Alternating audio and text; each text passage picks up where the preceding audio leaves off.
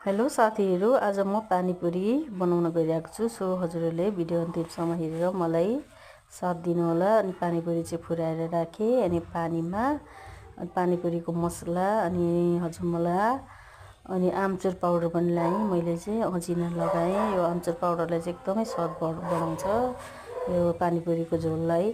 अनि त्यहाँबाट मैले नुन लगाएँ। नुन लगाएर अनि अमिलो लगाएँ। अमिलो लगाएर कागती पनि लगाइदिएँ।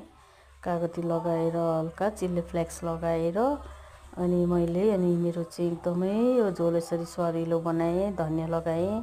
हजुरहरूले पनि यसरी नै खानु होला, साह्रै मिठो हुन्छ। अनि आलुलाई चाहिँ बोइल गरेर स्म्याच गरेँ। अनि खोर्सानी, प्याज, धनियाँ अनि तेललाई पनि यसरी झान्दाखेरि चाहिँ एकदमै मिठो हुँदो रहेछ यो आलुको चोखा चाहिँ। अनि त्यहाँबाट त्यो पानीपुरीको निम्कीलाई पनि मैले यसरी स्म्याच गरेर अनि यसरी नै मैले चाहिँ रेडी गरेँ। यसरी नै खानु होला ल साथीहरू।